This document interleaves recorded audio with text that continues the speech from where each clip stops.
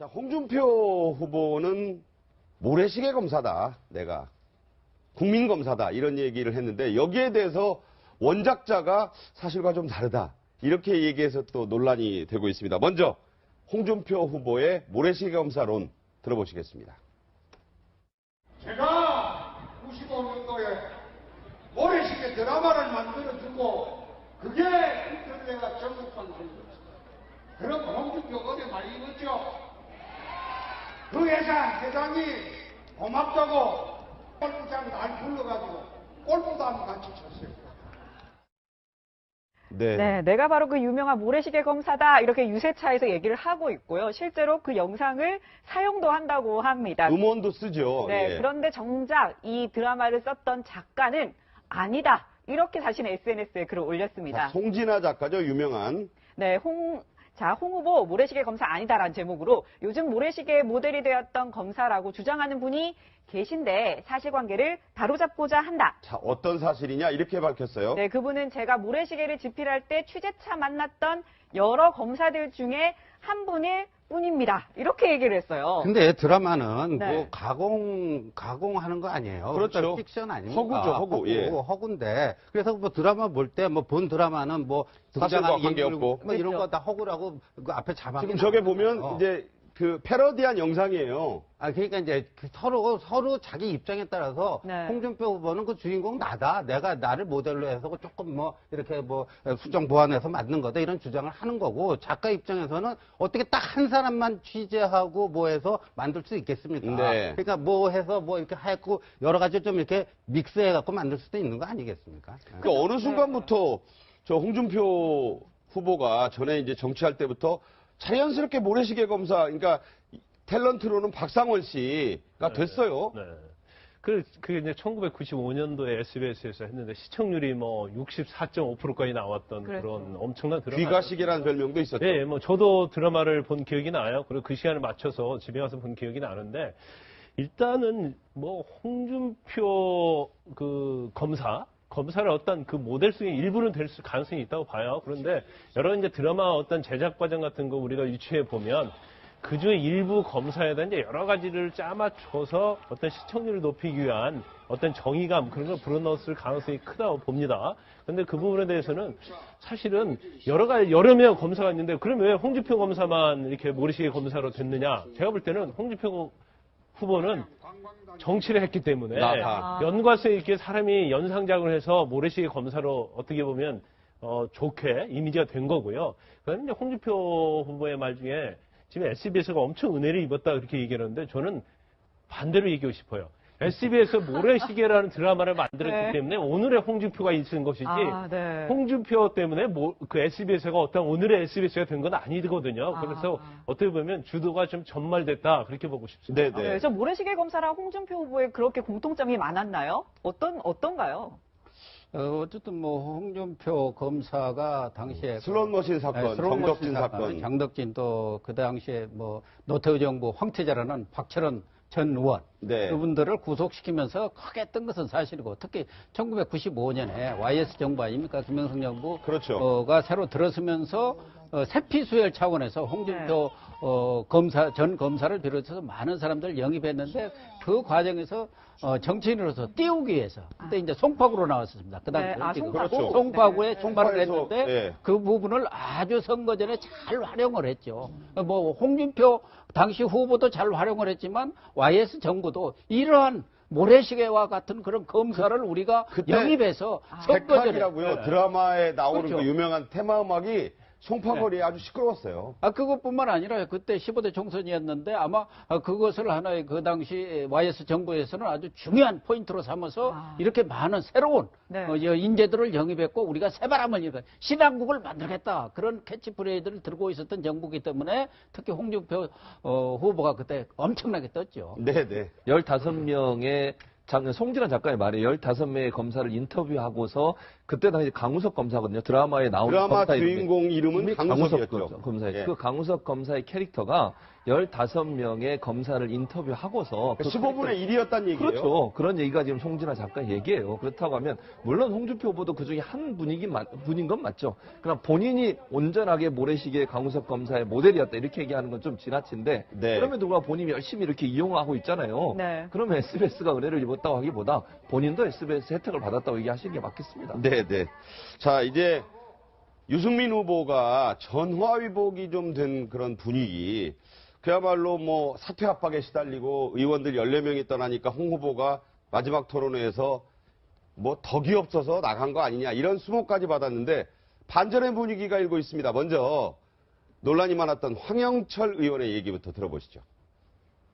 그날 탈당 선언을 하자마자 친박계 의원들이 뭐 이렇게 준동하는 모습을 보면서 예. 자유한국당 아직 힘들겠다. 친박계 의원들이 그렇게 나서서 비난하고 다시 목소리를 내고 이러는 것을 들으면서 이거 좀 아닌 것 같다. 그렇게 솔직히 저하고 또 통화한 의원들도 계시고요. 계시군요. 그 서너 분 정도 뭐 서너 분. 같은 그런 말씀을 하시더라고요. 네, 이뿐만이 아닙니다. 네. 오늘 오전에 바로 탈당을 예고했었던 정운천 의원은요, 탈당하지 않겠다. 이렇게 전주에서 기자회견을 했습니다. 들어보시죠.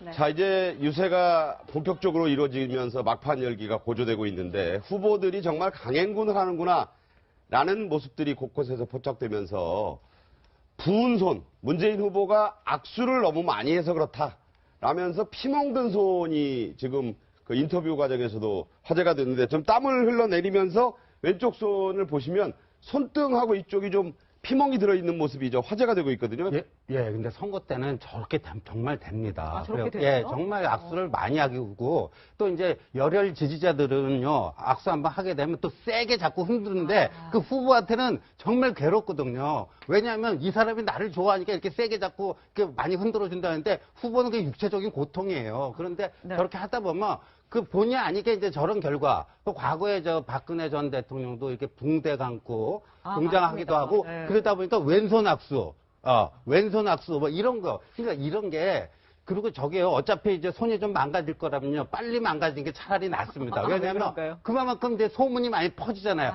그러니까 이게 그만큼 선거 운동을 열심히 했다라는 물증이 되는 거 아니에요. 네. 자, 홍준표 후보는 과거에는 그 SNS를 많이 활용을 안 했는데 이번 대선 유세에서는 이동 중에 휴대전화, 뭐 각종 SNS를 많이 이용하는 모습인데 휴대전화를 보면서 늘 저렇게 페북도 확인하고 페이스북이죠. 뭐 트위터도 하고 한다는 게 화제가 됐어요. 그렇죠. 아무래도 이제 요즘 선거는 잘 아시겠지만 젊은 층 같은 경우에는 거의 페이스북이나 SNS를 통해서 정보를 입수하고 또 정보도 공유하고 자기들 생각도 나누는 거 아니겠습니까? 네. 또 여론도 사실은 SNS나 페이스북 이런 것들을 통해서 많이 확산되기도 하고요.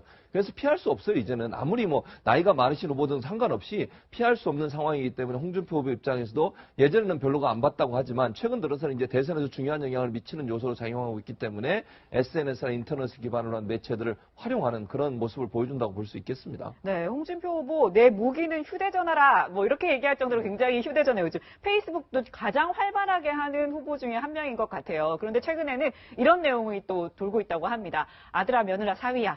5월 9일 선거에서 홍준표 찍는 게 선물이다라고 하면서 어버이날 겨냥을 해서 저런 마케팅을 하고 있다고 하더라고요. 실제로 둘째 아들 결혼식에도 참석 안 하고 영상 메시지 보낸 게 홍 후보 아닙니까?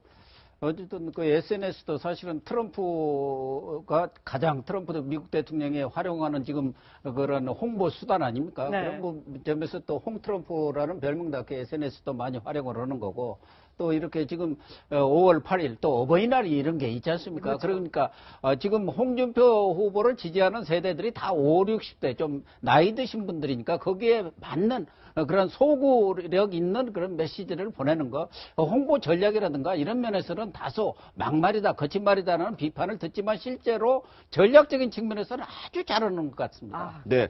자, 나머지 후보들도 보여드리겠습니다. 안철수 후보는 말씀드린 대로 걷겠다. 걷고 또 걷겠다. 차도 안 타겠다. 이런 얘기를 SNS에 올리면서 이런 내용을 또 올렸습니다. 전국을 걷겠습니다. 걷고 또 걷겠습니다. 앞을 보고 걷겠습니다. 미래를 향해 걷겠습니다. 예, 그러니까 저것도 이제 선거 유세 전술의 하나죠. 아, 그런가요? 그렇죠. 항상 그러니까 이 그 김영삼 전 대통령이 말이에요. 30대 때 그 27살 때가 국회의원 되고 30대 때 그 전까지 말을 탔는데 말을 안 타기로 결심했다는 거. 왜냐하면 말 위에 타보니까 다 사람이 알로 보이더라는 거예요. 아래로 보인다. 아래로. 예, 예. 그러니까 사람 그 정치인은 항상 겸손하고 네. 그러니까 눈높이를 맞춰야 되는데 말 타는 게 별로 정치인의 미래를 위해서는 안 좋다. 근데 저것도 도보 유세라는 게 그런 점에 맥락이 같은 거거든요. 집에도 안 들어간대요. 집에도 안 들어가고. 그리고 이제 선거 때 보면 지역구 사무실을 아예 폐쇄하는 후보도 있어요. 자기 선거 사무실을. 왜냐하면 그 선거 사무실에 안주하는 그런 선거 운동을 하지 않겠다. 항상 늘 현장 속에서 그 유권자들을 찾아가는 모습을 보이기 위해서 그렇게 하는 거죠. 네. 자, 그리고 이제 4월 22일부터 국토대장정을 시작한 게 바른정당인데 5월 8일 선거 전날에 국회의사당에 도착하는 국토대장정을 이미 시작했다. 그 발대식 하는 모습 보고 계시고요. 자, 정의당 젊은 층을 상대로 했기 때문인지 역시 청년층 공략에 퀵보드라고 있지 않습니까? 전동 퀵보드. 저런 선거운동도 하고 있어요. 일단 뭐 이색적인 선거운동을 해야지 언론의 스포트라이트를 받는 거예요. 그래서 이제 안철수 후보를 보면 이제 도보 대장정을 하겠다고 하는 거잖아요. 근데 네네. 사실 도보가 시간이 좀 많이 걸려요. 그래서 일단 스킨십은 굉장히 좋죠. 그렇지만 여러 가지 또 체력이 굉장히 많이 소요가 됩니다. 네, 네. 장점, 단점이 좀 있어요. 그런데 수행 한 명만 가지고 자기 한 명만 같이 수행해서 이제 하겠다고 하는데 저거 어느 정도 효과가 있을지 한번 봐야 할 것 같고요. 그런데 정의당이 좀 약간 그 어떤 청년층에게 타켓을 잡는 그런 선거운동을 굉장히 좀 잘하고 있지 않나 싶습니다. 그래서 사실 뭐 퀵보드를 타고 유세를 한다 그런 것들은 굉장히 유권자들이 지나가면서 볼 때는 굉장히 관심을 받을 수 있거든요. 네네. 지금 후보들 선거 유세하는 거 보면 일반적으로 차에다가 이제까지 했던 전형적인 방법으로 누굴 찍어달라 그런 식이었는데 또 유세도 보면 들어보면 마음에 와닿지 않아요. 근데 이런 네. 부분들은 뭐 선거에 상당히 효과를 발생할 수 있는 거죠. 네. 내일 어린이날이지만 유세전은 계속 될 것 같습니다. 저희는 내일은 쉬고요. 다음 주 월요일에 또 찾아뵙겠는데 전문가 네 분과의 말씀도 여기까지 듣겠습니다. 오늘 말씀 잘 들었습니다. 고맙습니다. 합니다. 음원도 쓰죠. 네, 예. 그런데 정작 이 드라마를 썼던 작가는 아니다. 이렇게 자신의 SNS에 글을 올렸습니다. 자, 송진아 작가죠. 유명한. 네, 홍 후보 모래시계 검사 아니다라는 제목으로 요즘 모래시계 모델이 되었던 검사라고 주장하는 분이 계신데 사실관계를 바로잡고자 한다. 자, 어떤 사실이냐 이렇게 밝혔어요. 네, 그분은 제가 모래시계를 집필할 때 취재차 만났던 여러 검사들 중에 한 분일 뿐입니다. 이렇게 얘기를 했어요. 근데 드라마는 네. 뭐 가공하는 거 아니에요. 그렇죠. 그러니까 픽션 아닙니까? 허구죠, 허구. 예. 허구인데. 그래서 뭐 드라마 볼 때 뭐 본 드라마는 뭐 사실과 등장한 관계없고. 뭐 이런 거 다 허구라고 그 앞에 자막이 지금 저게 보면 나오잖아요. 이제 그 패러디한 영상이에요. 그러니까 이제 서로 자기 입장에 따라서 네. 홍준표 후보는 그 주인공 나다. 내가 나를 모델로 해서 조금 뭐 이렇게 뭐 수정 보완해서 만든 거다. 이런 주장을 하는 거고 작가 입장에서는 어떻게 딱 한 사람만 취재하고 뭐 해서 만들 수 있겠습니까? 네. 그러니까 뭐 해서 뭐 이렇게 하고 여러 가지 좀 이렇게 믹스해 갖고 만들 수도 있는 거 아니겠습니까? 그 어느 순간부터 저 홍준표 후보가 전에 이제 정치할 때부터 자연스럽게 모래시계 검사, 그러니까 탤런트로는 박상원 씨가 됐어요. 네. 그 이제 1995년도에 SBS에서 했는데 시청률이 뭐 64.5%까지 나왔던 그랬죠. 그런 엄청난 드라마. 귀가시계라는 별명도 있었죠. 예, 뭐 저도 드라마를 본 기억이 나요. 그리고 그 시간에 맞춰서 집에 가서 본 기억이 나는데 일단은 뭐 홍준표 그 검사를 어떤 그 모델 중에 일부는 될 가능성이 있다고 봐요. 그런데 여러 이제 드라마 어떤 제작 과정 같은 거 우리가 유추해 보면 그 중에 일부 검사 뭐 홍준표 검사가 당시에 슬롯머신 사건, 정덕진 사건. 정덕진 또 그 당시에 뭐 노태우 정부 황태자라는 박철원 전 의원 네. 그분들을 구속시키면서 크게 했던 것은 사실이고 특히 1995년에 YS 정부 아닙니까 김영삼 정부가 그렇죠. 새로 들어서면서 세피수혈 차원에서 홍준표 전 검사를 비롯해서 많은 사람들을 영입했는데 그 과정에서 정치인으로서 띄우기 위해서 그때 이제 송파구로 나왔었습니다. 그 당시에 네, 지금 송파구. 그렇죠. 송파구에 네. 출마를 송파에서, 했는데 예. 그 부분을 아주 선거 전에 잘 활용을 했죠. 뭐 홍준표 당시 후보도 잘 활용을 했지만 YS 정부도 이러한 모래시계와 같은 그런 검사를 우리가 그때 영입해서 선거 전에 백학이라고요. 드라마에 나오는 그렇죠. 그 유명한 테마 음악이 송파거리에 아주 시끄러웠어요. 그것뿐만 아니라 그때 15대 총선